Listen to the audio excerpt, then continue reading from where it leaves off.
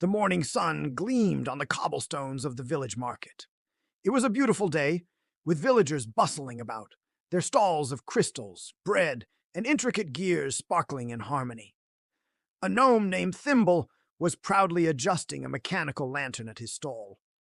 "New glow stabilizers," he announced to anyone listening, "guaranteed to not explode this time." His fairy friend Nim chuckled from a nearby perch, his wings fluttering. "And that's an improvement!" Just as Luna, a gentle light spirit, drifted over to join them, a shadow darted past. A moment later, poof!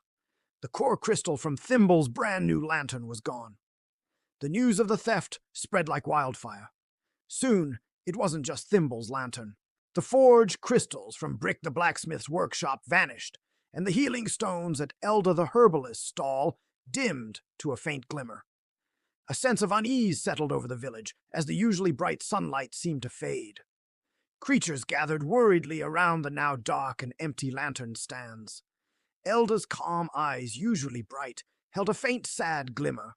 "Someone is taking light that doesn't belong to them," she said softly. Thimble gasped. "A thief! A light thief!" Pip, a stout little creature with a flair for the dramatic, adjusted his vest like a detective. "We'll catch them! Pip and Pella Investigations is on the case." His partner, Pella, pointed with a flourish. "We start with snacks." Nim sighed, shaking his head. "This is going to take forever." As evening approached, night seemed to fall sooner than usual. The entire village was oddly dim, a stark contrast to its normal, cheerful glow. Luna, ever the guide, glided low over the cobblestone paths, her own soft light faintly illuminating the way. As she passed Thimble, he knelt down, peering at the ground. "These aren't footprints," he murmured, tracing a faint line on the stones. "They're burn marks. Tiny ones. Whoever's stealing the light is carrying it inside something." Luna nodded gravely, her own glow pulsing with concern. "Then we follow the flicker." The small band of friends set off, their faces determined in the growing darkness, following the strange, sparkling trail. The trail of faint burn marks led them away from the village square, down a winding path toward the river's edge. It ended under a dilapidated old bridge, where the air was cool and damp. A faint, hopeful shimmer flickered from behind a cluster of broken stones. They moved closer, peering into the gloom. There, in a small burrow, they found a small figure, frantically stuffing glowing shards into a rough-spun sack. Thimble, trying to be brave, stepped forward. "Stop! In the name of nicely worded politeness." The figure let out a frightened squeak and spun around. It was a young, raccoon-like creature with enormous, luminous eyes filled with tears. "I didn't mean to," it cried. "I was just so cold." Luna's glow softened as she recognized the creature. "A lostling," she whispered. Nim tilted his head. "Lostling? Like lost and stealing?" Just then a wise old owl, Elda Orin, swooped down quietly from the rafters of the bridge. "No," he hooted softly, "not lost and stealing. Lost and forgotten." Inside the tunnel, illuminated by the gathered stolen light, the young creature showed them its home, a small makeshift den built from broken lantern pieces and discarded parts. "The forest went dark this winter," the lostling explained, its voice trembling. "All the glowing moss died. I only wanted to make it bright again, to have a little warmth." Thimble's initial anger melted into understanding. "So you didn't steal to harm anyone," he said, his voice gentle. "You just wanted to see." From the tunnel mouth, Elda's calm voice echoed.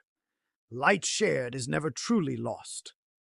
Elda Orin smiled softly, his feathers rustling. "Then perhaps it's time we share our light once more." The group returned to the village, not with a thief, but with a new friend. The villagers, seeing the small, frightened lostling, understood immediately. A sense of purpose replaced the earlier fear. Brikk fired up his forge, using molten metal to craft a beautiful new lantern body. Thimble, with his delicate tools, carefully calibrated its glow. Luna and Elda poured their own light water, a magical, glowing liquid, into the lantern's core, making it shine with a brilliant, warm light. Nim watched as Pip, the self-proclaimed detective, munched on snacks near the forge. He whispered, Maybe you should join the forge instead of eating all its snacks. Pip just grinned, crumbs glowing faintly around his mouth. I am fueling creativity, he declared. With the newly forged lantern held gently in its paws, the lostling walked through the now dark village streets. It stopped at every dimmed lantern, carefully placing small glowing shards back into each one. The villagers watched in quiet reverence as warmth and light spread through their homes once again. The lostling paused by Luna, its voice a soft whisper. I'm sorry for taking your glow. Luna gently touched its paw, her own light pulsing with warmth. You've given it back brighter than it was before. The village was no longer just lit. It was alive with a glow of forgiveness and community. The next morning the sun rose over the village, and its light seemed stronger, more vibrant than ever. In the center of the square stood the new lantern, a proud symbol of their shared experience, half forest stone, half village craft. It was a beacon of renewal. All the creatures of the village gathered, smiling beneath fluttering banners, their faces turned toward the new dawn. Elder Orin, perched atop the lantern, spoke to the crowd. There is no thief among us tonight, he declared. Only a friend who has returned to the light. Nim sighed contentedly. Mystery solved, snacks restored. Thimble smiled, looking at the beautiful lantern. Another day, another accidental legend. Luna, her spirit shining, lifted her glow to meet the morning sun. And another light, she said, found where we least expect it. Even borrowed light, it seems, can lead the way home.